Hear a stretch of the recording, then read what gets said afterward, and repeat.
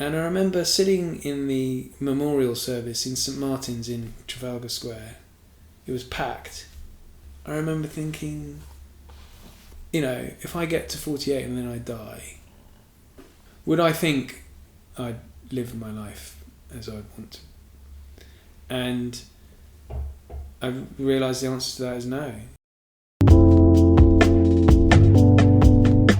Yeah. The last time I'd even, I think, was aware of James in my memory was when we were taking a ferry from Belgium to Ramsgate it must have been 1987 or something.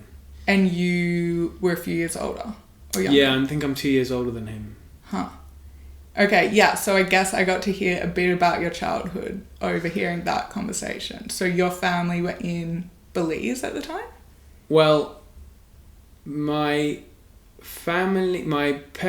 dad was in the army.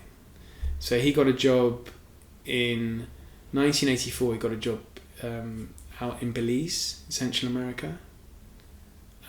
Was it 83 or 84? I was about 7 or 8. So, and that was a job that was a three-year gig. So he had to go. I had two sisters younger, so they went out with them, and then I was at boarding school from about 7 or 8. Whereabouts? Wellesley House, which is where I met James. Yeah, which is in the Isle of Thanet in Kent, Broadstairs. Oh. Yeah, it's quite a nice part of the world. Yeah, beautiful. I've been down there to record a podcast. Oh, really? Yeah. Ah. Broadstairs, yeah. There's like a Charles Dickens house there. Ramsgate. Oh yeah, Ramsgate. Yes, exactly. Yeah, and there's Margate there. I mean, these are seaside towns that nowadays are a bit... Well, actually, Margate's on the way back big time, or has arrived, or returned. But in the 80s, they were quite tired and down on their luck, really. Everyone was going abroad to Spain for holidays. No one went to Margate anymore. And did you grow up near there before your parents moved? No. My father was in the army in Germany. So before that, we were in West Germany, and that was I think I was boarding. I can't quite remember actually. It's quite difficult to remember. I think I first went to boarding school when I was. I think my mother was telling me I'd just turned 8. She was waiting till I was 8, and then and that would have been October 1983. 1983. Yeah. And what was that like for you? Well, my parents were in Central America, so it was. I was very. I mean, I think everyone was, but it was quite difficult because they were sort of however many 5,000 miles away. So I wouldn't see my parents for half term, for example. I'd go and stay with uncles and aunts or family friends and stuff. So it was homesick. It was pretty awful actually. I was trying to. I went for a run this morning and I was thinking about memory of prep school, and so prep school, for people who aren't aware, is short for preparatory schools. Basically, it's preparing you for public school. So that's from the age of 7 or 8 up till 13. And public school means? Public school means private school. And private school is 13 to 18. For boys, right? Because for girls it's different. Well, it's mixed as well. So the prep school I was at was mixed. So it was, and I think always, as far as I can remember, it always was. So boys and girls. My sister later joined me when my parents moved back to Europe. But so when I was running, I was thinking of my memories of prep school, and they're all pretty negative memories. Like I remember it was weird. I remember either being beaten or being hit by other boys. We would all do it to each other. I'm not claiming I was bullied, but it's all sort of, everyone's really lonely, and you just kind of, it's almost a sort of Lord of the Flies type situation. And Like you just deal with it. The older boys beating up these Oh boys. no! It's not beating people up. It's more sort of, everyone's the same age, so everyone. I remember I was in a bedroom in dormitory, and I think we thought we'd play a game where we hit each other in the stomach, and I was first up, and I think really badly winded me, and I remember just being doubled up in agony. Have you ever been winded? It's awful, isn't it? You can't breathe.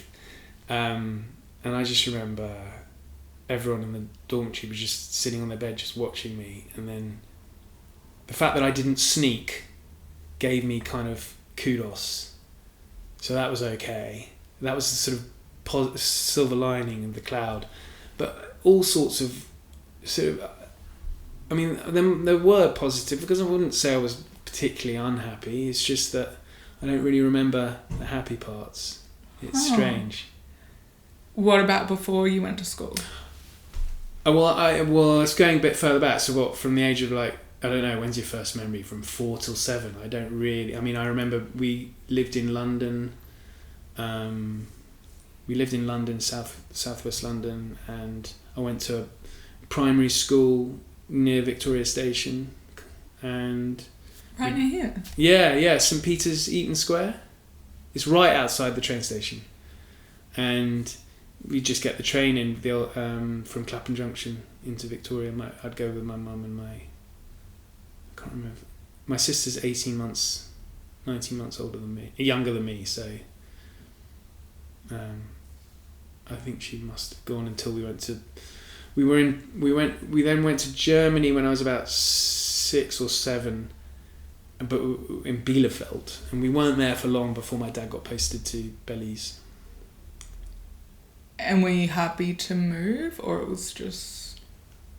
Well, it wasn't like we got consulted. I suspect my mum didn't really get consulted either. So I think it was a good job, and Belize is an amazing country. I went back from when I was 18 as an archaeologist, but I think it was my mum. It's very difficult for my mum. It's very unfair on her because she almost didn't have a choice. Schooling in Belize isn't well regarded, shall I say? Particularly this prison army school. So my mum didn't have much of a choice other than to send me to a boarding school. So she wouldn't have otherwise? You don't think? I was speaking to her recently, and I asked her, God, what was your first thought when you realised you were being posted to Belize? It's a beautiful country in the Caribbean, like, wow, And she said, no, my first thought was, oh my God, what am I going to do with Ollie? So it's almost worse for her, I think. Where did your parents both grow up? My mother, Northern Ireland, County Antrim, in a rather a nice house just outside a small village called Cullibaccy. So this is proper prod country, Northern Ireland. My grandfather, William Young, was he was a World War I veteran, so he was quite old when he had my mother. He got really badly injured in the First World War, and his father, and it goes all the way back to like the late 16th century or something, in Northern Ireland. And then they moved when my mum was about 15, 16, to Devon, because my grandmother didn't want to live in Ireland anymore, which is, I think, quite a wrench for my grandfather. And then my dad, he was born in 1940, and his father was fighting in the Second World War, so he didn't see his father for like 5 years or something. Wow. And then he grew up in Hampshire, between Winchester and Southampton, a place called Ashton. So where felt like home to you growing up?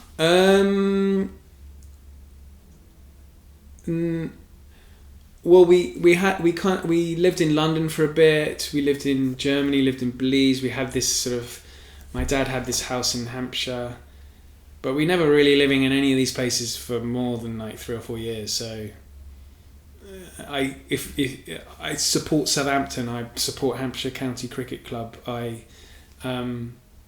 So it's Hampshire because it's the kind of, the base. But I wouldn't say we didn't spend a huge amount of time there because of the army. Just travelling around. Where did they go after Belize? Back to Germany. A place called Rheindahlen, which is the headquarters of the British Army in Germany. It was a huge army camp. It's not a particularly interesting countryside around there, and it's army camp. It's not, it's a bit weird. But it was a lot closer than Belize, so easier for me. Yeah. So what were the values your parents instilled in you growing up? Oh my God. Or what was it they wanted for you? Oh, I don't know. I suppose they wanted a really good education, which they got. I mean, I went to really good schools and a really good university. So that, I guess, was first and foremost. It's difficult values. I mean, we didn't really talk about that kind of thing. I've always had quite a strong moral belief, but I guess comes from upbringing, much of which is spent at traditional British boarding schools. Of the sort of Victorian type, even though it's in the 1980s, they're very much based on a Victorian ideal of hard work, sport, teamwork, that kind of thing. Suppression of emotion, very much so, very important. Where did you go next after prep school? I went to public school, Harrow. Yeah. At 13. But by the time I got to Harrow, I was kind of over that homesickness, because it had been almost beaten out of me. It had been flattened out of me, that the kind of damage had been done, and you're kind of used to it. And I actually, it means that I'm quite good on my own. I'm quite happy on my own.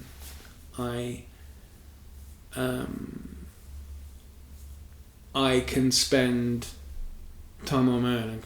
I'm completely relaxed about that. After I left school, I went to Central America for 6 months, where I literally went on with a phone number. I mean, it was quite a good phone number, I have to admit that. But whose phone number? It was a very well-connected businessman in Belize. Is that how you met Harrison Ford? No, I met him. I met him when he was filming The Mosquito Coast. I think that was 1984 or 85. I met him when he was in the country filming. So that was amazing. Yeah, I can still remember that. I can still picture him in his bright blue Speedos. And you went and had a chat to him? Well, we didn't talk long. I didn't think he really wanted to speak to a 9-year-old. But he was just very friendly. Hi, Oliver. He was so friendly. So, River Phoenix was there as well. And Helen Mirren. But I wasn't interested in them. I was only interested in Harrison Ford. Yeah, it was amazing. Yeah, Belize is an amazing country. I went back and spent 6 months there as an archaeologist. It was loads and loads of fun. I didn't meet many Brits. It was mainly Americans, Belizeans, locals from particularly the inland, Indian, Maya, sort of what the remnants of the Maya Indian who we were doing a lot of archaeology with, and American archaeologists. Cool. Yeah. That's straight after you finish uni? School. When I left school, I took a year out before university. So I worked in London for 6 months to get the money. What did you do for work? I worked in Tiffany's and Harrods. It's like wrapping presents in Tiffany's. I got fired because I was hopeless, and then I went to Harrods, and that was a lot more fun because there was a lot more people my age doing, what I was doing, working in luggage and in Christmas decorations, and it was loads of fun. We would, out every night and just having a whale of a time. And then, in work early the next day, you serving all these sort of famous people, and Mohammed Al Fayed walking the floor. You kind of felt a presence when he was walking the floor because his security men would just appear. You just knew he was there, and you had to make sure you're on best behaviour. Interesting. Was he a nice guy? Did you ever chat to him? I didn't chat to him. I think he walked the floor because he wanted to make sure it was up to high standard. I don't think a nice guy wasn't the reputation he had. It was more make sure you're doing your job. Yeah. There were rumours that he would fire people if he didn't. I don't know. If he didn't like how they looked. Huh. Okay, wait. So going back to school, and how you decided... Do you see the way I deflected there, and then we go on? So I'll do anything to avoid talking about my feelings. What feelings? No, nothing. I just I think I just I don't know. Did you enjoy your time at Harrow? Yeah, I did. Yeah, we did. I made some good friends, and it's an incredible. There's just these schools have got so much. So there's always something that you'll find an interest in, and so what I find a lot of people very critical of them, and I understand why. I completely get it, in that it breeds this kind of arrogant public school boy. But we're all divided into houses in these schools, and there are about 80 people, roughly, in each house. At Harrow, there are 800 people in the school in total. So it's roughly sort of 70 or 80 people in each house. In my year, in my house, I don't think anyone, none of my friends were sort of, their parents weren't, they were wealthy because they could afford to send us to Harrow, but they weren't, my best friends aren't princes or aristocrats or Russian oligarchs. They were accountants, doctors, army officers like my dad.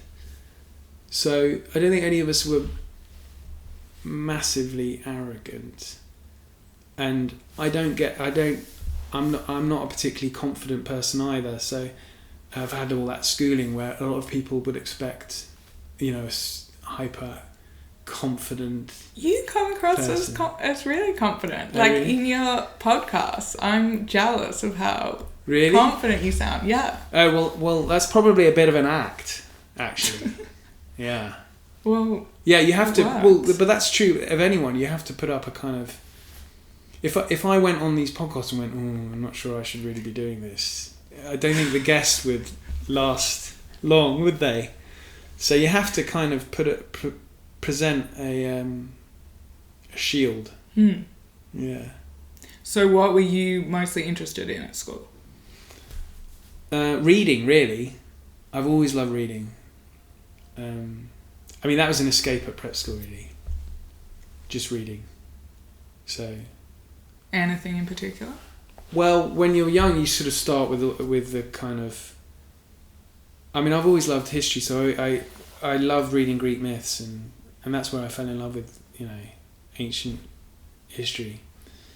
So really, it's the Odyssey, the Iliad, and I love historical fiction. So I'm really into things like when I was at prep school I was really into Sharp and stuff like that. But really it was the Greek myths that got me. And that's why I studied that's why I ended up studying ancient history at university, because of that. And did you have a sense of what you'd do with your life? No, I had no idea. I mean, I went to university I picked a university where I knew I wouldn't know anyone. And I picked Why was that? Well, I just wanted a fresh start. That's what I thought university should be, really. Just a completely clean slate. A lot of my friends went to university where they knew loads of people. They didn't want that at all. I wanted to make new friends. That was a very conscious decision of mine, actually. Well, probably one of the earliest that and going to Central America to work. Those were both the kind of quite a big deal for me at the time. And why archaeology? Well, I'd always been quite interested in it, and in the year out, I was working on Maya archaeological sites, and I think it just seemed like quite a fun, cool, glamorous job involving history. It's not that, by the way, but that's what I thought it was. Huh. Wait, so is that Central America because you just decided to go there? Well, because we used to live there. Now, I used to go back to Belize in holidays for 3 holidays a year, the winter, Easter and summer holidays, and it was amazing when I went back. So I just wanted to return, really, and see, and I wanted to do something. I wanted to work. I didn't want to. A lot of people that I knew went to sort of Thailand and pissed around doing nothing. Many people didn't. They did other things, but I wanted to go somewhere that I was really interested in. And it just ended up the work was in archaeology. Well, I think I'd applied. I'm trying to think now. I'd applied to study ancient history and archaeology at Warwick, so I had, I was going to it was an academic pursuit, so I had that kind of qualification, even though I hadn't started studying it. I couldn't just rock up on a site and just say, "Hey, I'm here for a year out. Do you want to hand me a shovel?" There was a vague amount of interest. They knew that I was, serious about studying the discipline, and it was practical archaeology, so I was going straight into sites rather than learning about it beforehand. But it was very kind of the archaeological directors in the 2 sites that I worked on to have me on.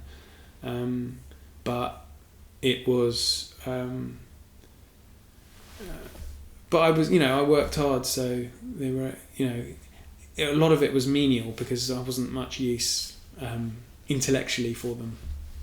So I just got on with it. And you enjoyed it? Oh yeah, it was loads of fun. I mean, you're 18, you're hanging out with loads of cool university people, graduates. Most of them are graduates of UCLA in the first dig, and they're 3 or 4 years older than you, and they're American, so they're glamorous in that regard. And I was just, I had a great time. Boys and girls, we'd go out and Belize. It was Central America is interesting. I was listening to your really good episode with Paul Monk about El Salvador, and he was talking a little bit about death squads. No, there are no death squads in Belize, but there is a kind of Central America is a place where, just over the border, just a few 100 meters away was Guatemala. There, and Mexico as well. Parts of Belize are like this. There are different, I don't know if it's different values, but I think many Westerners expect a certain level of, law and order, which just doesn't exist.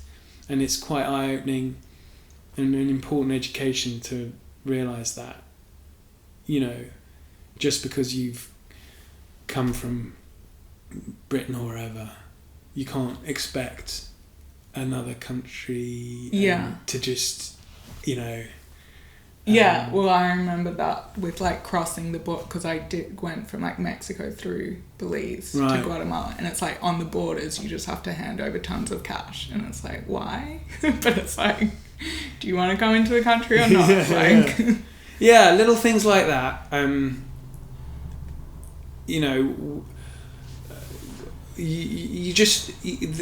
could see danger developing. We'd often go out to nightclubs in towns where were there only white faces, and it's just a kind of, there's a level of an undercurrent of violence that was kind of already there. These are all very poor places as well.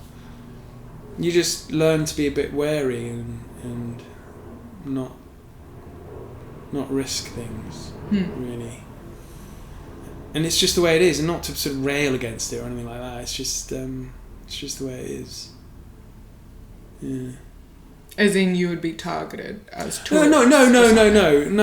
But there's just a kind of, particularly this is mid 1995 as well, so it's a long time ago. So it's just a kind of, it's just a different world, really.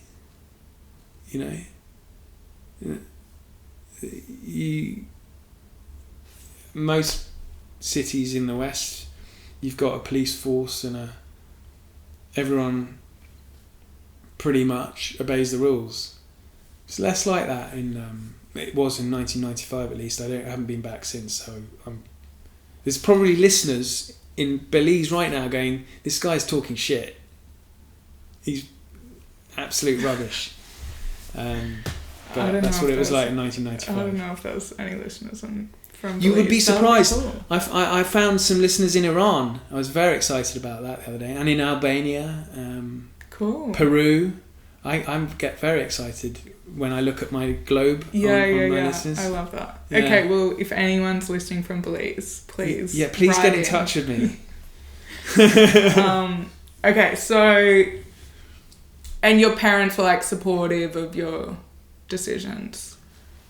I think a year out, it's called, people call it gap year, because it's sort of super posh people.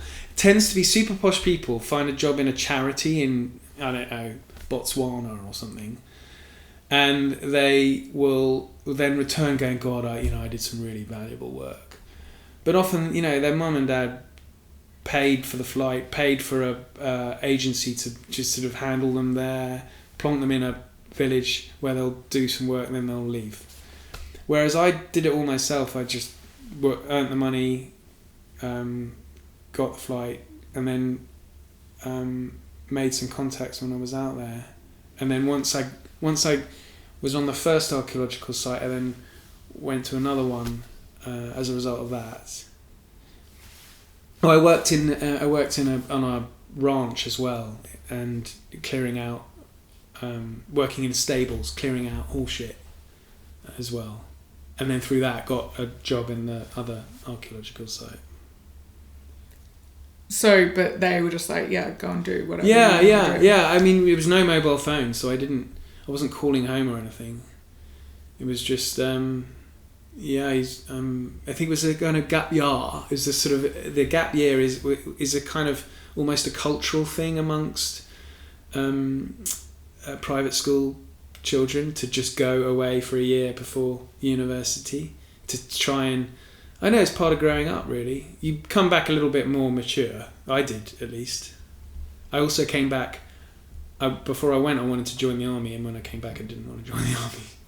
Interesting. Yeah. How come? Well, I just didn't think it was really me. It was. I think after leaving school, I'd had kind of had enough of being told what to do, basically. And it was in the mid-90s, so there wasn't really it sounds bad because it is service for your country and everything, but there wasn't much on offer. There wasn't really. Germany was reducing. There was stuff going on in Bosnia, but that wasn't particularly attractive.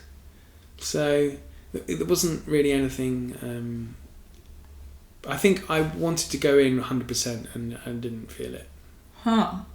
What? So if it was like right now, you'd be more excited by it? Well, I don't know about now because again, I think we're in a bit of a lull. But if it had been, if there was more, I don't know. It's difficult to know. Because there's been this discussion in the newspapers at the moment about conscription and national service and stuff.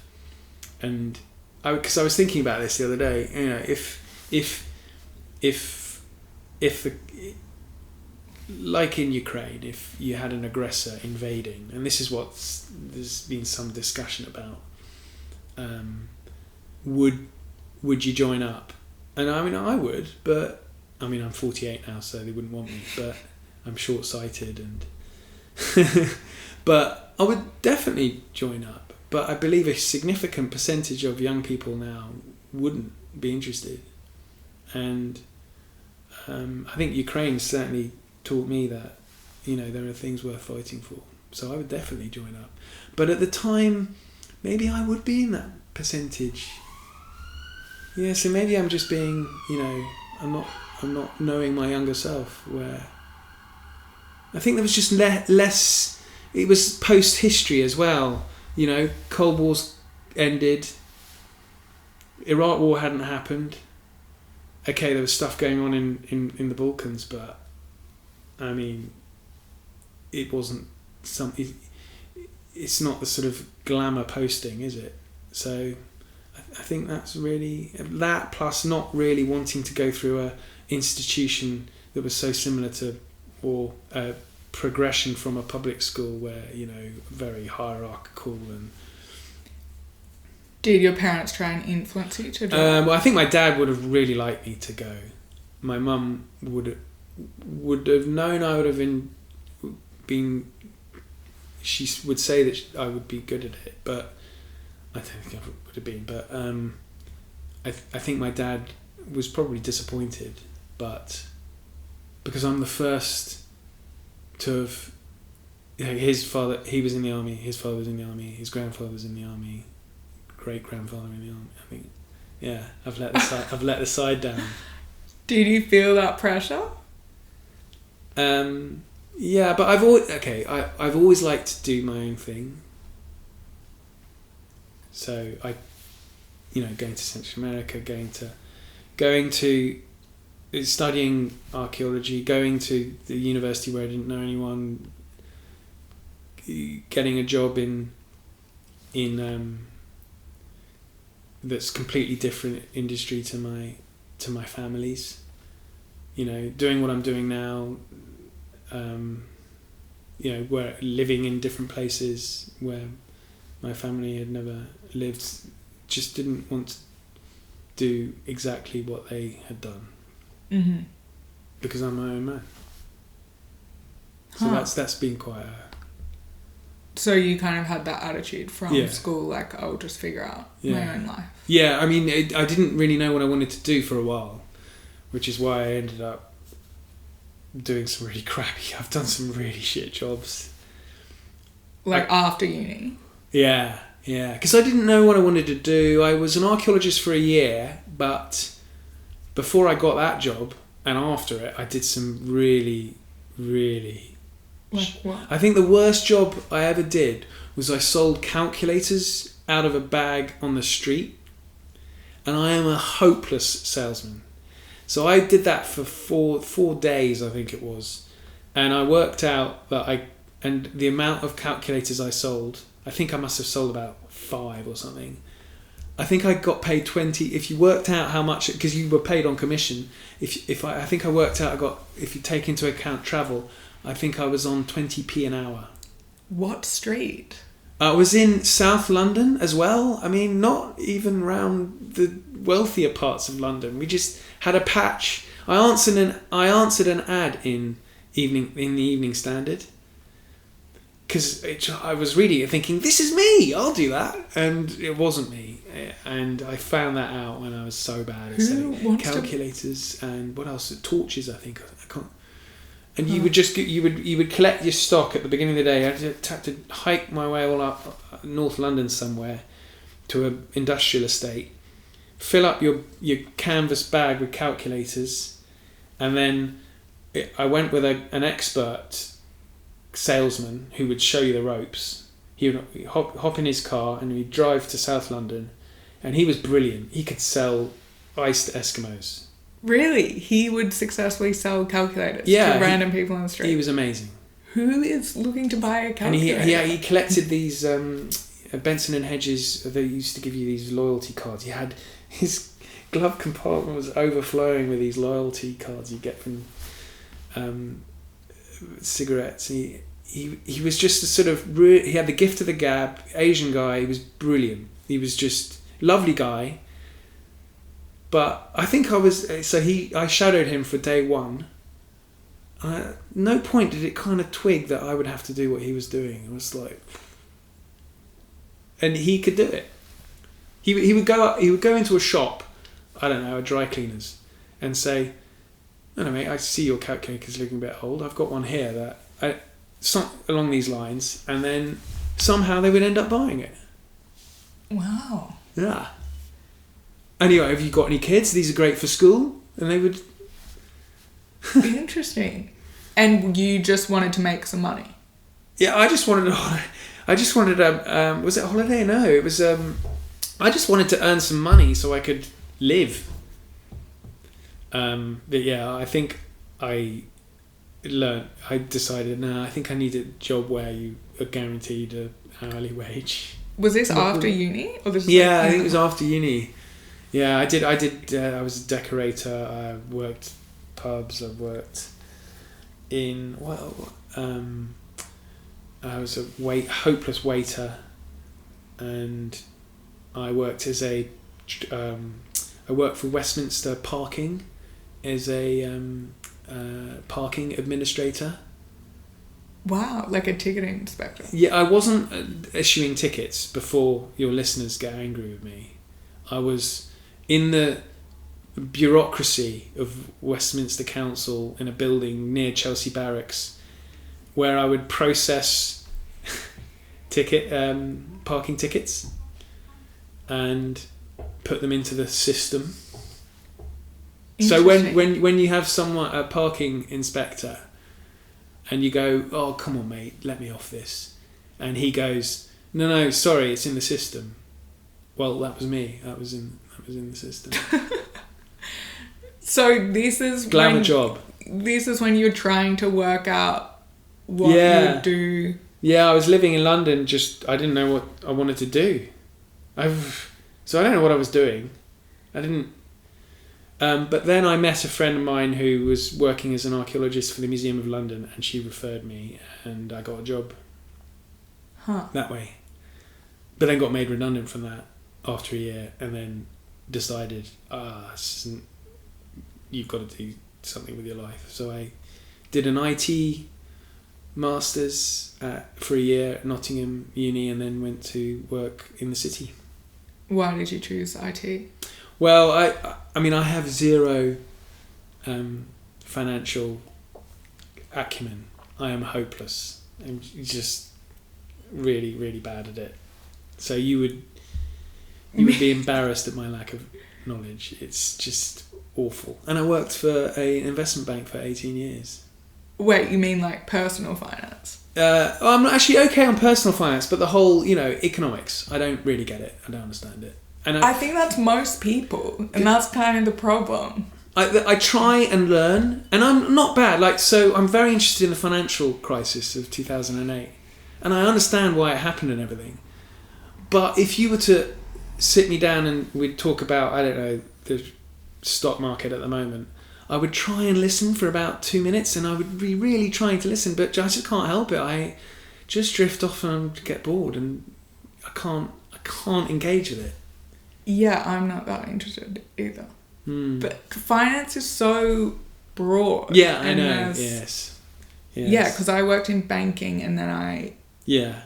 I like had no idea how to manage my own finances. So that was, I had literally was like buying books of like how to. Oh really? Oh, I'm the opposite. Yeah. So I'm my personal finances I'm okay. But. Yeah, but that's fine. Being interested in markets, that's fine. But you run a business, so so I'm probably more similar to you that I'm interested in like businesses, how businesses work. Yeah. But yeah, anyway. But then that's different to markets. Yes, it is. It is. So markets I don't understand. Investment banking, mergers and acquisitions I don't understand. Hedge funds I don't really understand. But I know how to. Well, the reason why I know how to run my own business is that I play Championship Manager, the football management game, the early version. And I'm just very tight. I don't like to spend too much money and try and look at opportunities to get money in. And that's all. And that's like being a manager of a football team when you're buying and selling players and stuff like that. Oh my god, that's so funny. That's my. That was my education. Great. Yeah. Yeah. Wait, okay, so you did... So wait, why did you do IT? What's it got to do with finance? Well, because it sounded more interesting. It seemed more interesting, technology, you know? And there was this course they did up at Nottingham, MSc, so it was for people who had BAs, like me, who'd graduated with ancient history and archaeology. And you could convert, and then I thought, I'll be employable. Because I was applying for graduate jobs. I applied for some job that was going in Bracknell, with apologies to people who from Bracknell. I didn't want to live in Bracknell. I wanted to live in London or somewhere. And this job had something to do with barcodes of coffee.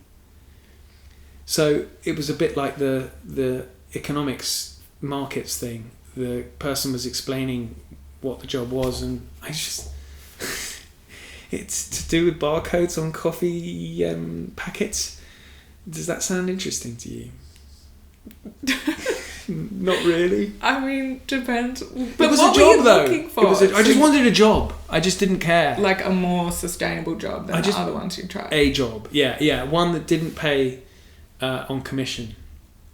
One that was a reliable... And so I would get these graduate sort of newspapers would come with these sort of advice for graduates about how to get a job, and then you would look at all the jobs at the back and apply to them through that.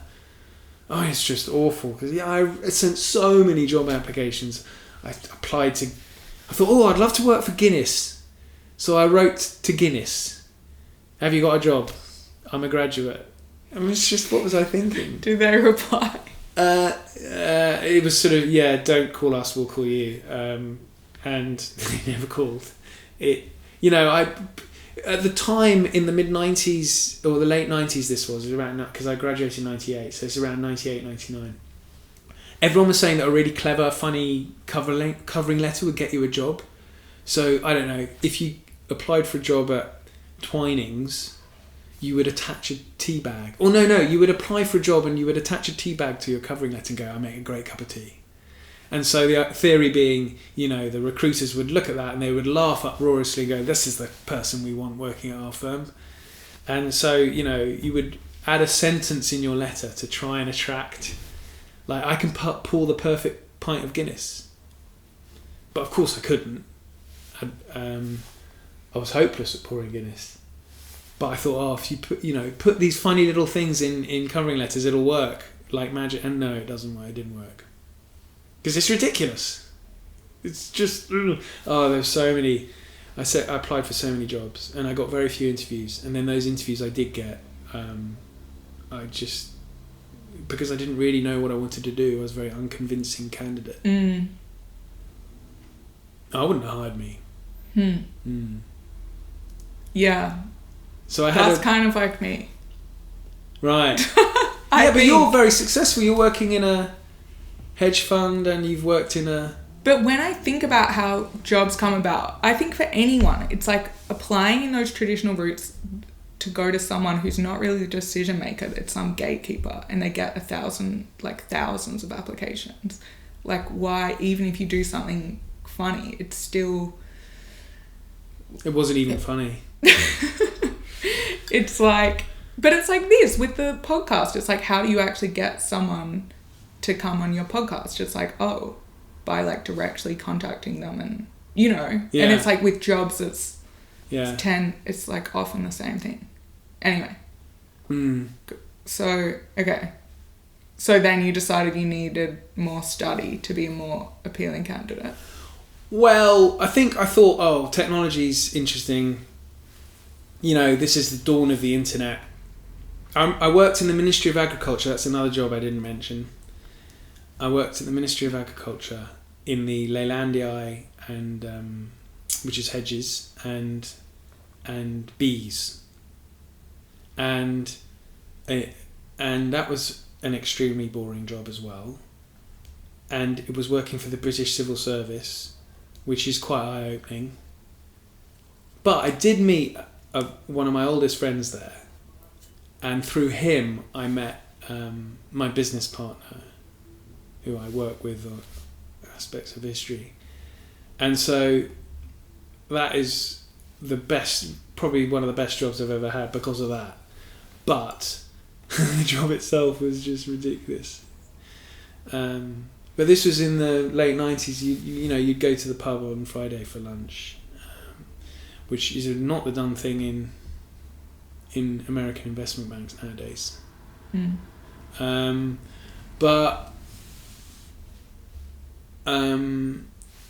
I think I just thought, technology was the internet. And I quite like the idea. I applied for a job in technology support, and I quite like fixing things and helping people. So that's what I got the job for.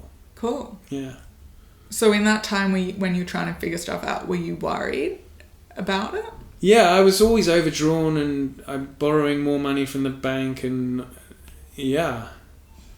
and hoping I'd get a job. Were people putting pressure on you? Oh yeah, but I've had pressure from my parents. I mean, they're the only real people that put pressure on you at that.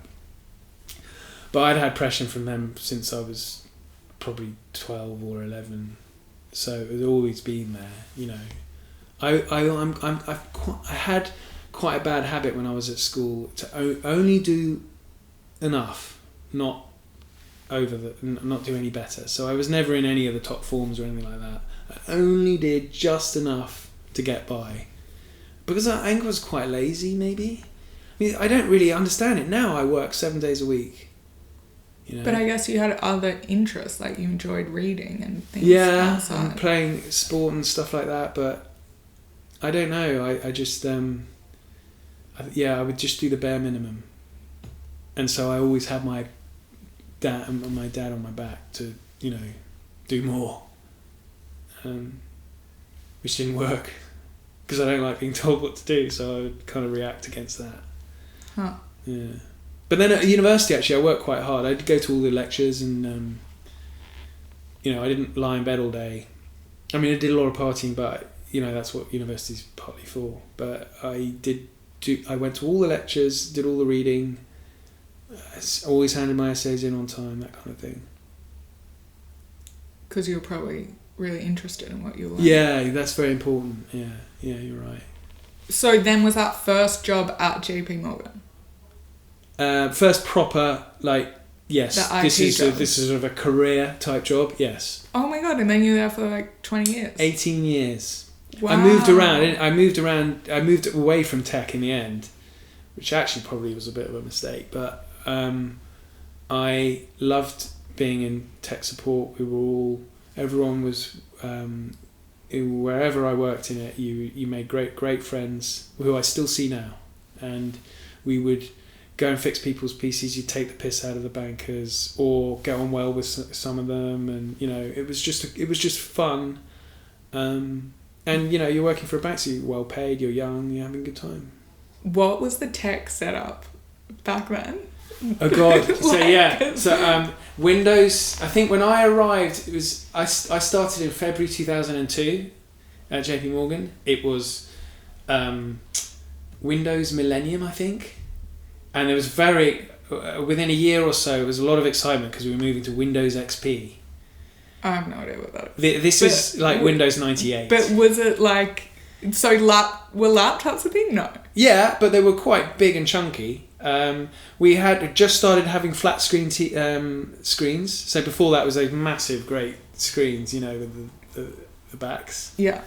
And broadband hadn't quite come in, so it was a lot of dial-up still. You'd get these mobile cards for the investment bankers who were out travelling the whole time. You know this. And they would have these cards you would stick in the laptop that would have a really slow connection. Huh. And would people have phones? Yes, yeah, Blackberries. Were Blackberries a thing back then? They just arrived. And I remember going on a course on a BlackBerry, how it worked. It was quite interesting, actually. Yeah, very revolutionary. Have you seen the new film, BlackBerry? No. You should watch it. It's really good. But yeah, I read the book Think Again, Adam Grant, who talks about why it failed, why it was so successful in the beginning, but then why it failed. Oh, really? All to do with like how he was thinking about making assumptions and whatever.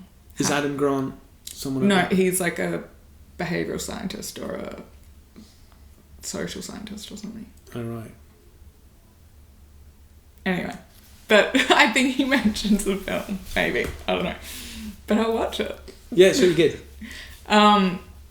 Okay, and then you left to set up... Okay, so 18 years. 18 years later. 18 years goes by. Very not interesting to learn about. Yeah. Okay, but you found like... You found your feet. It was like, great, now I've got a job.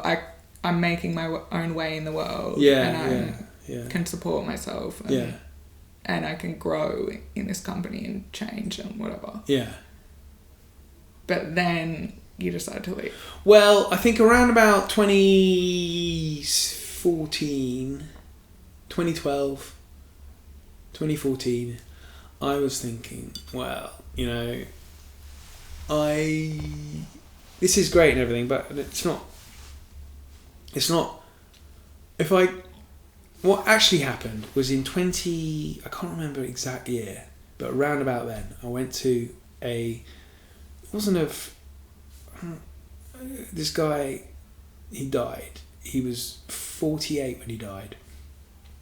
And I went to his memorial service.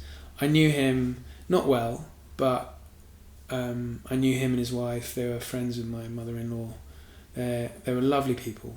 And he died of lung cancer. And I remember sitting in the memorial service in St. Martin's in Trafalgar Square. It was packed. It was tragic. Three kids, I think. 2 kids. And he'd worked non-stop since he was 18, 19. And I remember thinking, you know, if I get to 48 and then I die,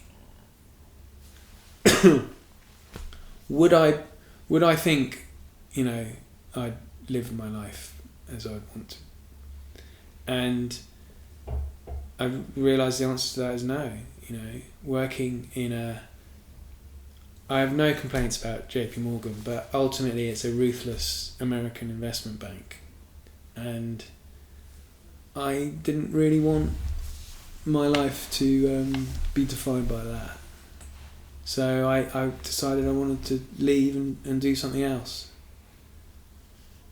And it just took me a long time for that to happen. I moved around within the firm to try and find another job that maybe would provide the answer, but it didn't, because it couldn't. There's no job that exists at JP Morgan that I would go back to now. There's just nothing. It's just not me.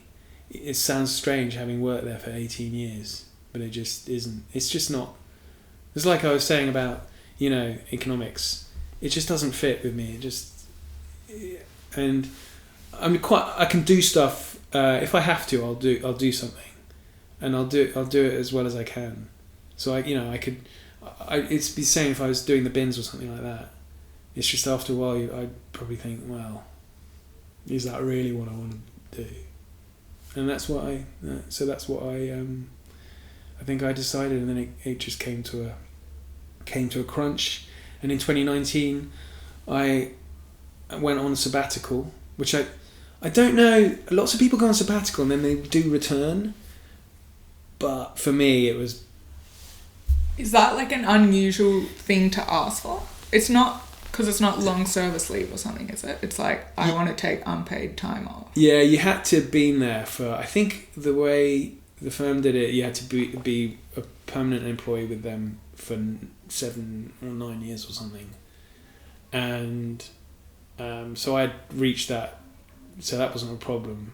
I think they must have realised, they did realise that, okay, I'm not sure he wants to work here anymore, or at least the people in my department realised I didn't want to work there anymore. So they were very good, because they allowed me to go away, and they did remove the job I was doing. It got spread around to other people, so it didn't exist. So when I returned, my job didn't exist. And what were you doing? I went. My wife and I, we hopped in our Mini and we drove around Spain, Portugal, France, Italy, Greece, Switzerland, just for 6 months. Yeah, 4 months. 4 months. Amazing. But I mean, what were you doing when you came back? Well, when I came back, no job. Yeah, well, I was kind of fine with that, because I knew, that my job had been kind of removed. So when I returned, I was my boss gave me a few things to do, and this was sort of late 2019, and so I would do them, and this is where I would pretend to be really busy the whole time. What part of the business were you in? Controls. Terribly exciting. It is similar to compliance, except compliance is meant to be, in an investment bank, certainly a large one, compliance is meant to be a sort of almost a separate entity from the business itself, in order to have the clear, divide and be a little bit more impartial. Whether that's the case in reality is a different matter, but the department I was in was the job was quite similar to that, but we worked with the business to help them navigate the regulatory and internal policies, the regulatory requirements of the US and UK, but also the internal policies of the firm. And we would basically help traders, bankers to do that. It's actually sounded quite interesting when I applied for the job, but ultimately I didn't find it very interesting. And so that's what it was. And then when I returned, I was given some sort of projects and stuff like that, and I kept on, I got it down to a T to convince people how busy I was, when in fact I wasn't. And then, so that was only a few months. I returned in like September, October, and then COVID hit 5 months later. So you didn't even have to pretend.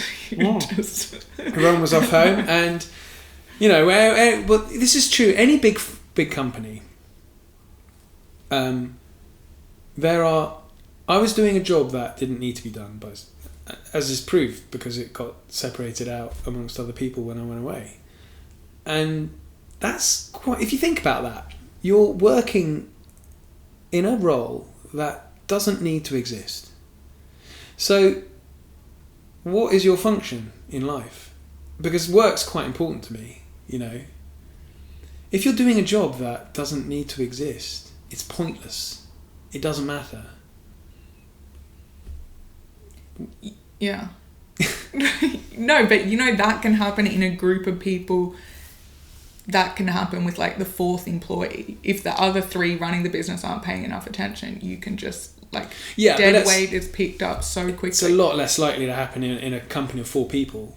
But think about on a group project at uni. There's literally always one. But no, but I mean it just. I think these big firms, all hire. I mean, I knew loads of people because we would all talk about it amongst each other, going, I'm doing a job that doesn't really need to exist. I'm being very well paid for it. I think in many ways they do it to prove to the regulator that they are doing what needs to be done. But in many cases there are other roles that don't need to exist, you know.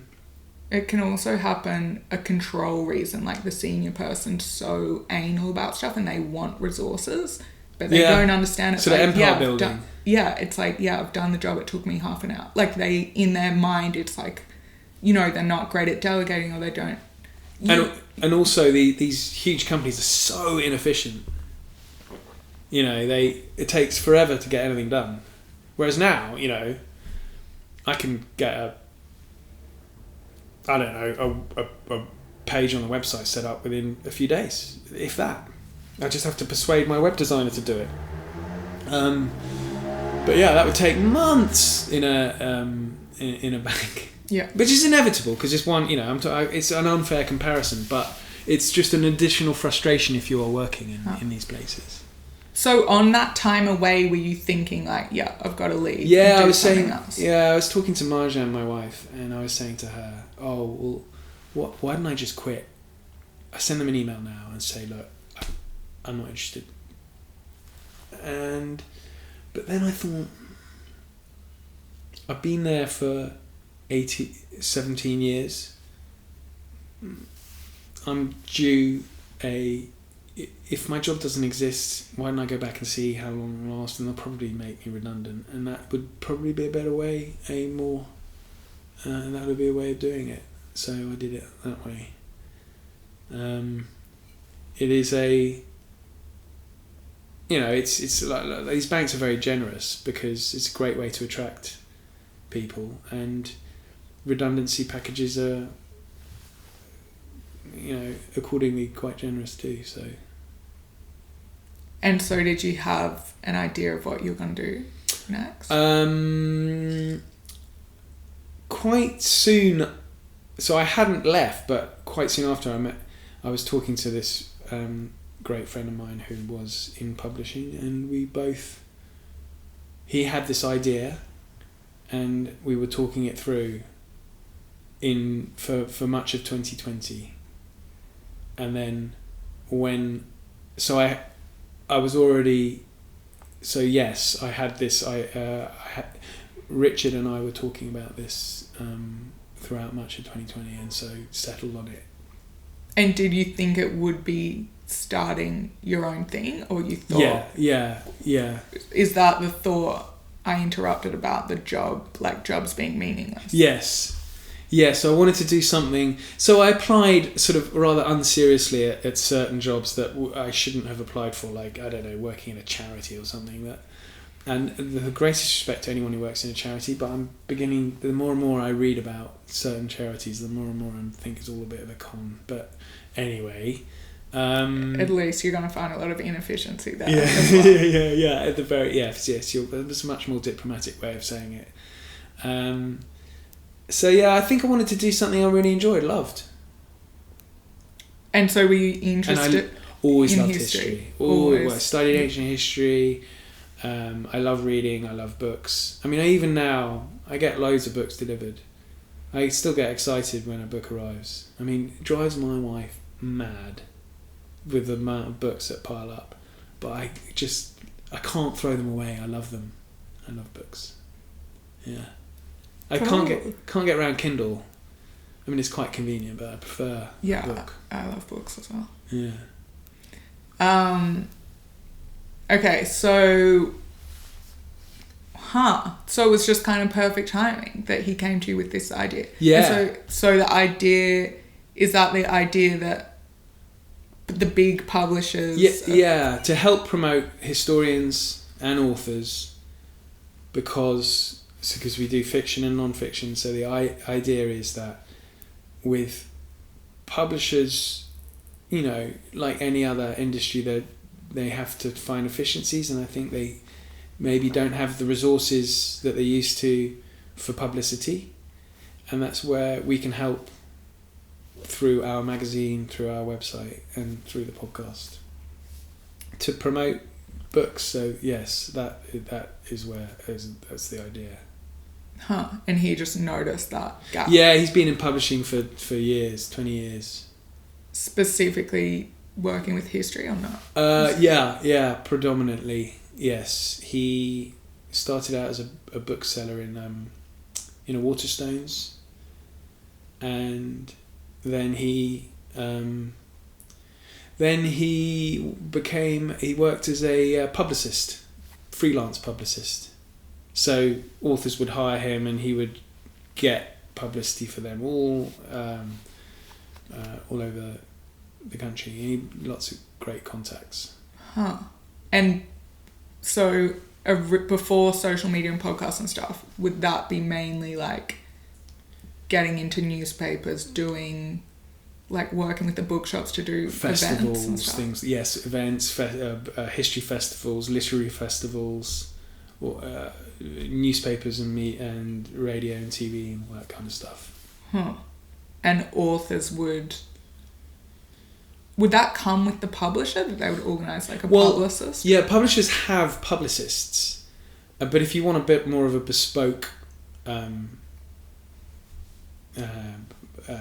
approach, you can hire a publicist, and then they will do it for you. Huh. And then what we offer is we've got subscribers, we've got listeners, we've got readers to the website, and we do sort of we do clever stuff like we make sure the magazine's available on Kindle and put it on promotion, and once you do that on Amazon, it goes out to thousands and thousands and thousands of people. And we make sure that the magazine, it's an online, if you have it direct through the website, it's super cheap, so that gets more more subscribers that way. It's just what do you mean? If you buy the book through the website? The magazine that we produce, we make it an annual subscription is only $9.99. There's 6 issues. So pounds and US dollars. Yes, that's right. Yeah. Good deal if you're in the US. Yes, it is. It's a very good deal if you're in the US. If I were in the US right now listening to this, I would be straight on aspects of history. And yeah, it's just ways to try and up our numbers. Really, we're on Substack. And then do you have a paid subscription thing on Substack? Yeah. And you put the same content on there? Not that's freely available on the website. So if you're paying the Substack, I think it's $10 a month, you get 8 to 10 articles per month on a particular subject. Right now, we've just finished doing the Stuarts. And so you would get 10 articles and these are all written by historians or fiction authors who are published by major publishers. So there's the cream of historical writing, and those aren't available anywhere else. So not on our website. We wouldn't offer it for nothing on the website and then make people pay for it on Substack. Of course. Not even we would do that. So did you have the business model figured out when you joined, or it was just like, we'll just figure it out? I'd love to be able to say, it was all mapped out, but no, a lot of it's kind of making it up as we go along, really. Yeah. Like Substack, we didn't know anything about that before we started, and now, it's another income stream. But that's what I mean about how it used to work with authors, because it's just evolving so quickly because of social media, that I imagine like this old model of like the publishers are the gatekeeper, and because now people can like self-publish or get book deals. As we were saying, like there's so many books that have sold like millions of copies. Like Atomic Habits is a famous one that's sold that's in the front of every like W.H. Smith whatever, sold like 10 million copies, and it was a blog that's been turned into a book, and because the readership on the blog was already millions, it's like, and then it's like he kind of But he then went on so many podcasts to promote it. I think he did like a whole year of just going on podcasts. And so by the time it comes out, it's already, you know, and it's like, that's so different to that old... Yes. Using a publicist, paying all these fees to like all these other people who are in control, and the author's kind of sitting there like, okay, I hope they sell books for me, but I don't really know. Yeah, I was listening to a interesting chat between a self-published author and a published author the other day, and I think that there's no doubt you can sell a lot of books if you're self-publishing, but I think you have to be aware of, you have to make sure that what you're producing has been edited, and you know it's a slick product, it's proofread, because little things like that, little typos it just gives it you don't want the author, you don't want the reader to know, oh, this is a self-published book. And so, but as long as you can do that, yes, there are many very very popular and successful self-published authors. Absolutely. Yeah. Well, no, so that one's not self-published. It's just that the publishers are like, that's where the money is. But like, they don't have to do the work because it's like that person already has the audience. Well, that's the thing. Authors really, you know, unless you're super big, you generally have to do the hard slog yourself. And that's where companies like us can help. And you know, we don't charge fees that, you know, a media like a PR company would charge. Where, I mean, we looked at getting some PR for the company, and it was paying them a lot of money for really not very tangible results. They gave us a sort of 2-page of A4 of very vague not even promise, vague suggestions of what they would do. It's like, what, you want all our money for? Oh, I'm going to send some emails to the bookseller or something like that. I mean, just, you know, it seemed madness to me. Yeah. Whereas, and charging a lot for it. Whereas what we're offering for, you know, modest amounts. This is a product that is bespoke for the readership. It's, you know, history or historical fiction, and we know how to market it. And I guess probably as you've worked out through the podcast, having like big name people on it, like, wait, so that's what, so the big really names to me are like Douglas Murray, Konstantin Kissin, Tom Holland, yes, Andrew Roberts. Yes. And Diana's brother was he? Charles Spencer. I heard him speak at Cambridge, at the Cambridge Union. And it was like, no one's allowed to ask questions about his sister. He's only here to talk about Edward the whatever. But who were the other big names? Simon Sebag Montefiore as well. When we first started, we just wanted to get some big names, and we offer something called author platforms for authors. So we just wanted to get some big names on the author platforms, because then that really helps persuade other authors that, you know, we're not some kind of clown car operation, or worse, some kind of Ponzi scheme, which we're not. But then if we were a Ponzi scheme, of course we would say we were not. How would a Ponzi scheme even work? Well, I don't know. This just shows how little I know about these things. Okay. But yeah, just to sort of, you know, it helps with legitimacy, and it's like anything though. It's just hard work all the time, but I don't mind that. But yeah, I think you probably worked out, like, if you can send an email and tell someone you're interested in their work and get a big name or someone with a big audience, then when you look at these traditional PR companies or whatever charging all this money, and it's kind of like, well, some of this stuff, it's like we can figure out ourselves. Yeah.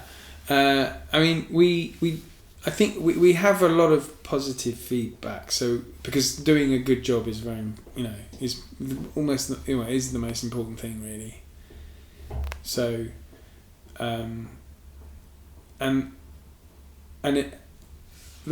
it's quite a small world, the history author world, and so, you know, if we weren't doing a good job, word would get around pretty quickly. And everyone who's with us is very happy with us, so we just have to keep on doing that, I think. Great. Yeah. And the readers are happy? I think so. We skip everything's sort of in the right trajectory. Do you know what I mean? Yeah. It's just you just want everything quicker, don't you? Like anything. So what do you want quicker specifically? Like just more sales, more authors, and you know, more success, because ultimately it means the business is more successful, and then we can do better.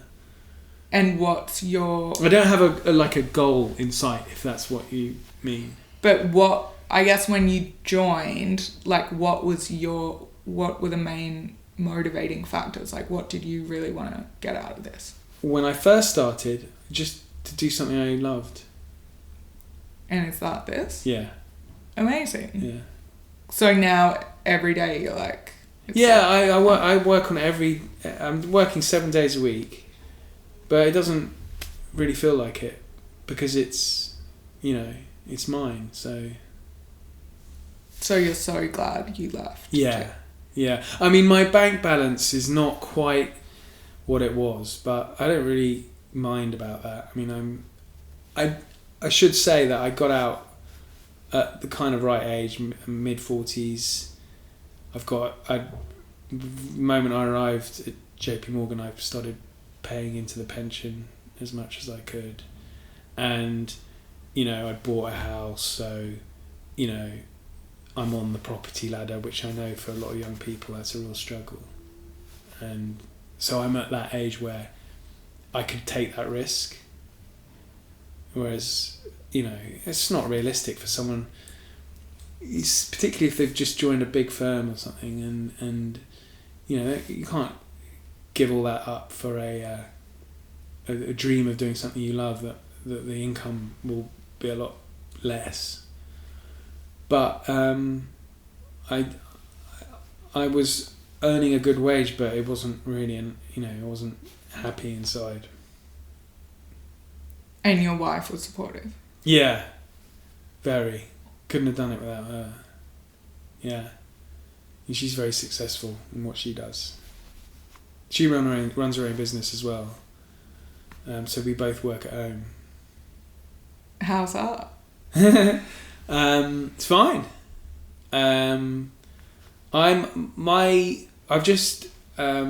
We just had a big row actually, because I have quite a social, because we often get asked to things. I try and actually not go to as much as I could go to. So that's sometimes a bit annoying for her if I'm gallivanting off for, I've got this podcast launch tomorrow. So if I'm gallivanting off out and she's got to be up early and she's working, she does a very demanding job where a lot of the onus is on her, so there's a lot of pressure on her, and I'm, off out, returning home late. That can be quite annoying. So, but we manage. Yeah, I guess the pandemic changed how everyone works anyway, right? So it's not like... Yeah. I mean, it's changed. Working from home is, I guess, big companies are wanting to get their staff back to the office, and you worry about the impact it has on sandwich shops and things like that. Yeah, but the tube. I've kind of got that opposite problem because I now really want to join a startup because of what we're talking about, the massive inefficiencies. It's like joining somewhere really lean where you're where you matter. Yeah, and it's like the work you're getting stuff done. It's so exciting. You're growing, but a lot of them are fully remote, and I love being in the office all the time. So, I like being in the office. Actually, I did too. I actually would probably really like being in the office. I'd probably prefer now, because when everyone's working from home, I like being in the office when no one else is in the office in a way. Not no one else, but when it's a bit quieter. Because you can take the piss a bit more, as in have fun and have a normal. You can have a chat with someone that you're getting on with without worrying who's overhearing. Cool. Wait, okay, so the new podcast is part of Aspects of History. It is. It's run by a member of our board, Antonia, and she's a journalist for the Times. She does the historical fiction reviews in the Times, and she's writing a book on the Cambridge spy ring, which should interest you as a Cambridge. And one of them has my surname, Burgess. That's right. There's no relation then. No, I don't think so. Right.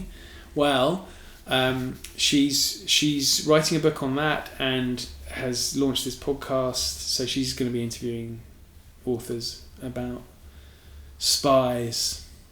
Cool. Yeah. So we're starting that. Comes out on the 1st of Feb. So and so it's quite interesting because we can do that now. We've got this sort of network of podcasts now because I've just signed on to this new. This will be very boring for your listeners probably, but yeah, going onto this new network where you can. So that's another thing we're doing, producing podcasts. Interesting. Cool. Yeah. It's just another way of another string to the bow, as it were. Yeah. So for you, it's like you found what you really love doing, and now it's like, let's grow this and make it successful. And yeah. Is there anything, like, what's the most exciting thing for you about the job? Probably. So, it doesn't happen that often, but finding if there's a book that's coming out by an author that I've always wanted to, because I've always enjoyed their work, I've always wanted to interview or talk to, and so I had that recently because I love ancient history. So there's been some ancient historians who've been on, and I've been like you can't be a fanboy. It's embarrassing for a listener, I think, because I always worry that it's not interesting to the person who's listening, but. Yeah, when a historian comes on that I've always admired, it's very exciting to talk to them about a subject that I absolutely love. For example, I don't know, Alexander the Great or something. Yeah, I think the audience loves that. That's your suppression of feelings thing. People actually love feelings. When it's like, he's so excited to talk to this author that it makes me excited, even though I don't know who you're talking about. It's just like, cool. Yeah. I interviewed this historian who I was super excited about interviewing him, and he had the most boring voice, and he didn't show any kind of excitement or interest throughout the interview. Kept on trying to, come on. It was like flogging a dead horse. But maybe he was excited just on the inside. I think so. Yeah, I think it was just the way he was. It really was the way it was, because I've listened to him and other stuff, and he just has a very monotone voice. But the subject was so exciting for me. So are there other dream authors who you've yet to have on? I'm trying to think. Nothing that springs to mind right now, but it's often more subjects now as well. So. It's funny enough, I interviewed... So I'm fascinated by Napoleon, so I got a bit carried away with the whole Napoleon thing when the film came out.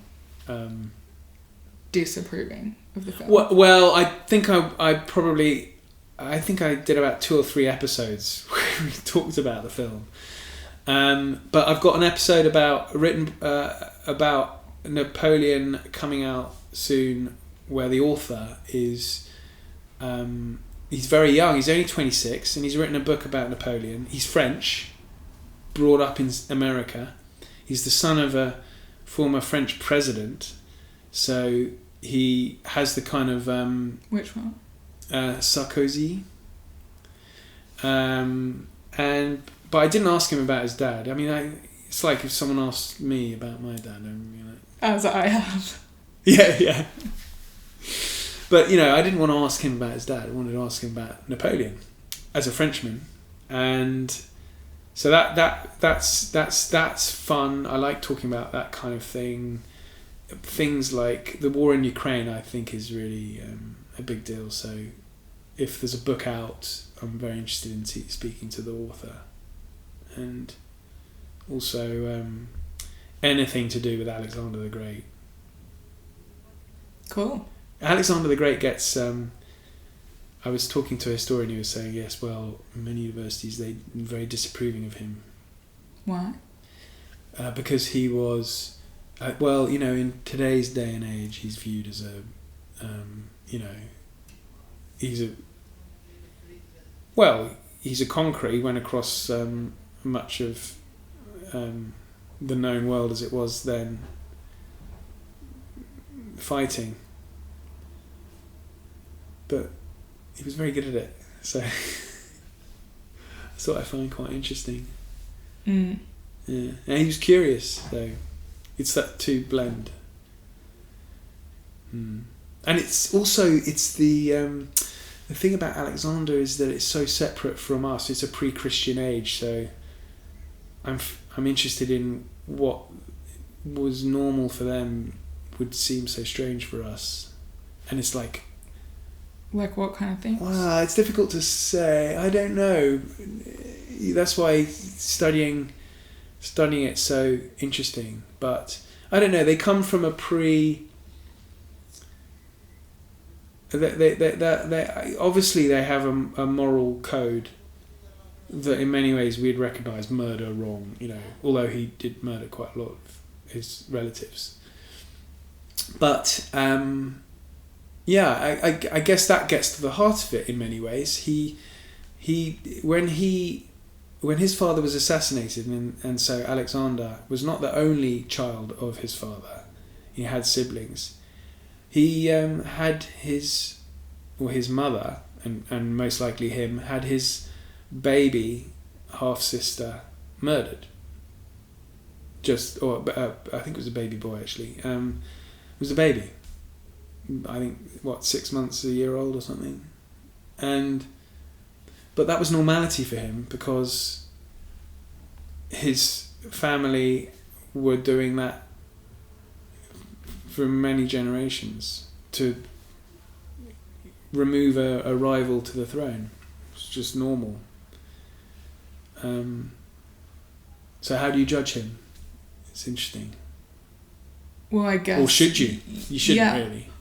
Well, that's why, like, your approach that comes up, that you have this... It's actually, like, a Buddhist idea. I'm sure it comes up in a lot of places. Oh, really? It's Buddhist? It's non-judgment. It's just... It's not... You don't have to label stuff as good or bad. There are no labels. It's just what it is. That's completely my approach to figures from history, which is why I don't understand people who get so upset about people that they have.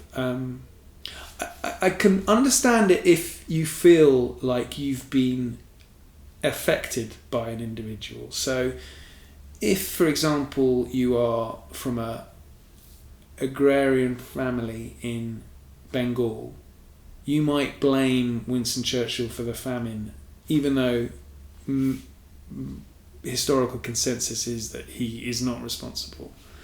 But you might feel that way, and you can understand those feelings because, you know, your great-grandparents died of starvation, and you can understand why you would be upset. But if you're some academic in a university where you've got quite a good life, I can't understand it in that case. Yeah, it's usually to do with other things. Yeah, other motivations and influences. Yeah. I think people aren't really as honest as they could be about that. Yeah. Or people are influenced as well by what we pick up what's going on, and we want to have the right views to, like, fit in with the tribe, so then we just adopt things that we hear, like, oh, this group of people's bad. But there's not necessarily critical thinking of, like, why do I think like that? And does it matter? You know, and do I need to label or judge something that I actually don't know anything about, really? Yeah, absolutely. I mean, you and I met at that event in on anti-Semitism, and that's a perfect example of it. It's people who, just because it is they perceive this conflict of fitting in their worldview of good and bad and oppressor and oppressed, and that's how it should therefore. It's almost like sort of just finding building blocks to fit in with what you already believe, and that life's a lot more complicated than that. I don't think you can look at history like that. And I think you should be a little bit more dispassionate about it. And I was talking to one historian who was saying, I get very emotional about it because I think it's very important to be emotional about it. And I said to him, no, I really don't agree. I think you shouldn't be emotional about it. It's almost like having a surgeon going, I'm really emotionally invested in saving you. It's like, I'd rather you were not. I'd rather you be dispassionate. And I think if you're a historian, you can be emotional about it, but you shouldn't let it spill into your pages, because you should let the reader make their own mind up. Yeah. No, I'm just laughing because the emotion, it's usually to do with something else. It's usually to do with, like, I feel like my dad never, paid me enough attention or something, and therefore I have this feeling like I have to prove something, and therefore I'm like taking up this cause, or yeah because it's like, why? I don't know. I mean, it obviously depends on whatever it is, but it's like I hate my dad, and a lot of the stuff that we're talking about in Australia, I feel like it's like I hate my parents and they're racist, and so therefore I want to go and march in the street because screw them. But it's actually like, if you figured out that relationship, not that you wouldn't care so much, but it wouldn't be so like angry and like, but then I also wonder, everyone when they're young, 18 to 22, you're a lot more passionate, you're going to be a lot more feel like you're a lot more invested in what's going on in the world, like I was. I mean, I probably wasn't at certain people's level, but I understand, it's part of being young, and that's a good, healthy thing. It's likely that they'll grow out of it, most of them. It's pathetic when you see sort of, 40-something academics getting really, behaving like 18 to 22-year-olds. But I think, I wonder, are we too damning of young people for going through that when it's probably always happened? It's just with social media, it's a lot more present and real. You see it on your phone, and so you think, oh my God, that's awful what that person has put on a placard. And it is what they put on. It is awful. But perhaps in 10 years' time, that person holding the placard will look back and go, oh my God, I can't believe I did that. One would hope that's the case. Yeah, I think for sure we should be allowed to experiment, and uni students are always more radical, and we need radical ideas to have change, right? Yeah. It's just, as long as we can respect each other and it doesn't become violent, and you're not like never speaking to certain people because like they voted for someone who you don't. I don't get that. I really don't understand that. I mean, even it's so healthy to have debate, isn't it? It's you can't suppress it, really. It's very unhealthy to do that. And people should be allowed to change their minds, of course. We can't all... It's like the problem with politicians, that we hold them, that they have to have consistent views, like, for their whole life. But it's like, that's what Adam Grant talks about, actually. Right. That it's like, it's good to be changing your mind because it means you're learning a new information and then you're evolving. And it's like a scientific approach. So it's like, these are my assumptions. Are they right or wrong? Yeah, if the facts change, then I'll change my mind. Yeah. Okay. Shall I ask you the last 3 questions? Okay. How do you stay grounded? I don't know. I try. I go. I think. I mean. Sorry, I'm trying to think of the answer. Staying grounded. I suppose you mean. Do you mean like some kind of inner well-being, or do you mean How do I not get sort of... Because I'm quite a grounded person anyway. I mean, if anything, like, how do I... I have little things like I go running, so that's very good for me. That keeps, the endorphins or whatever. So that's very... keeping my mind fresh. But I don't engage in any kind of... I don't read self-help books or anything like that. No. Not interested in that. Got it. There's obviously lots of books, but is there a book that stands out as having had a big impact on your life? Yes. I would say it is probably an impressionable age. I guess there's probably a book that I have for each kind of decade of my life, probably. But I would say Of Human Bondage by Somerset Maugham was probably... I took it away with me to Belize, and it's an amazing story of it's semi-autobiographical. Somerset Maugham's a really interesting character, actually. He worked as a spy in the First World War for the British. He was brilliant. He's a brilliant writer, great short story writer. So if there are any listeners who find long novels quite intimidating, he writes brilliant short stories set in both Britain, but also in sort of South China Sea, all around there.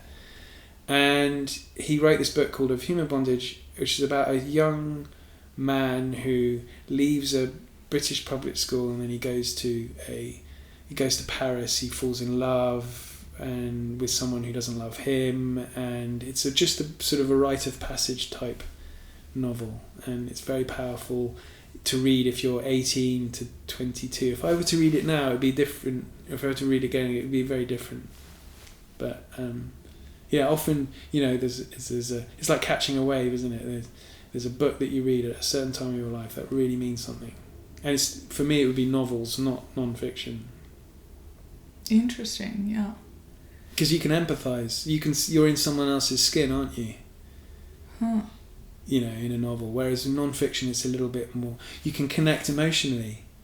Whereas you can't... It's not that you can't. It's just different with non-fiction. Interesting. Yeah, vast majority of people say a non-fiction book. Really? But it's interesting when people say a novel. Because it will invariably be a different novel that I've never heard of. But whereas the non-fiction ones are more... Is there one book that keeps on coming up in the non-fiction world? Eckhart Tolle comes up a lot, which is probably in the genre thing. What's that? Which is like... It's like a classic spiritual kind of book. A New Earth or Power of Now, but it's... Yeah, none of this is... But it's cool because he's actually explaining like how all religions are pretty much saying the same thing. And it's like what is... And he explains that about the labels good or bad, which you, I guess, just intuitively came to that. But I guess... Because I guess a lot of people come on this podcast who, like me, went through like depression or something, and then they... you have to try a lot of things like medication or whatever, and then you find Eckhart Tolle and have a spiritual awakening, and that's what gets you through. So that a lot of people say something like that. But it's like a blessing if you can just find those things within yourself and you can skip that whole bit. I feel like a bit of a fraud. No, I haven't. No, because if you're already like a well-grounded person, it's like. Yeah, you don't need to see this stuff because it's like obvious to you. You're like, yeah, duh.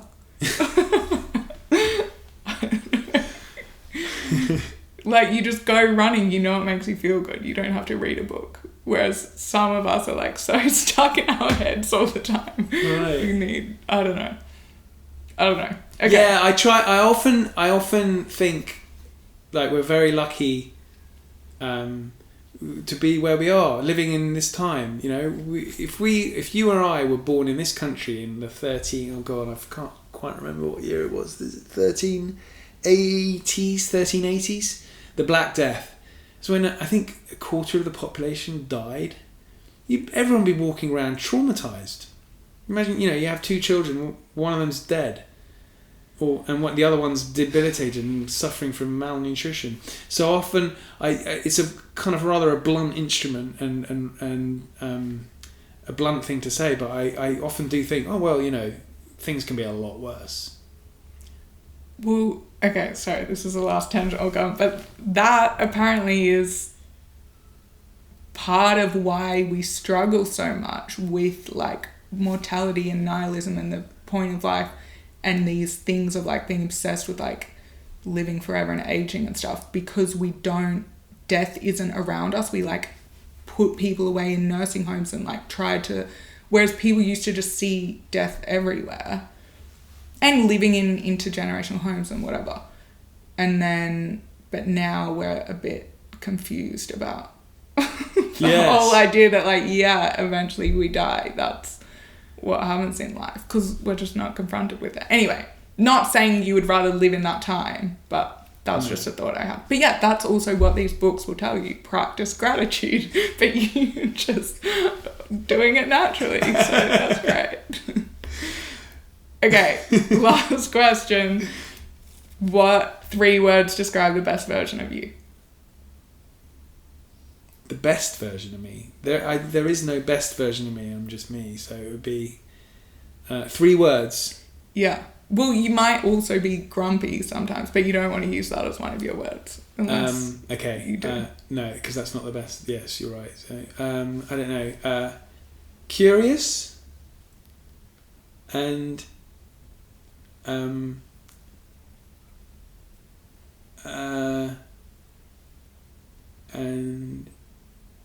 curious, and I'm trying to think of the word for not serious in one word, so I don't have to. So I've got a 3rd word to use.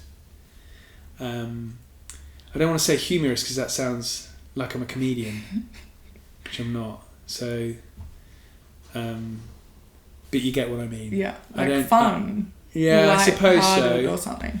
Yeah, I just don't take there are obviously things. The Holocaust, that's something you should.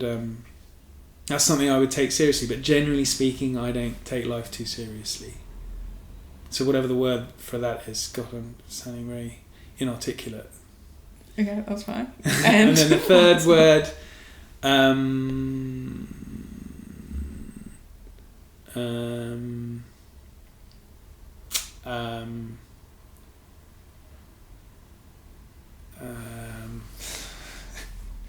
I'm so unused to talking about myself, you see, that finding a word it feels like too boastful.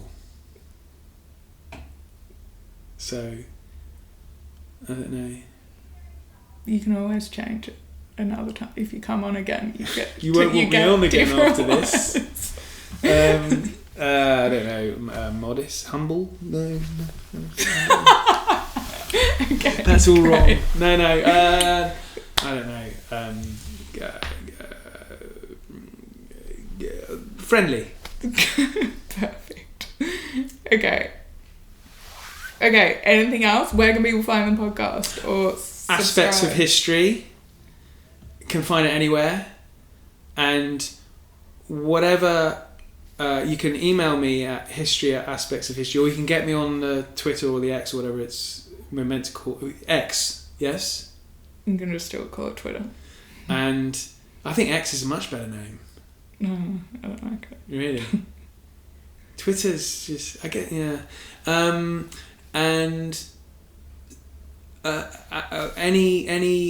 try and do a bit of current affairs. So as I mentioned, got Ukraine war, go to the ancient world, relatively recent past, and when the subject demands it, I'm very serious. But normally it's quite like I'm not taking it too seriously. Great. Thanks so much. Thank you, Delia. I feel like if there's any listeners still awake, well done. Hey guys, thanks for listening to this episode. If you enjoyed it, feel free to share it with someone. And also, a random 23-year-old just messaged me on Instagram and told me he found the podcast through the algorithm. So it actually does help if you review the podcast and subscribe or follow. And then you get to find out about future episodes as well.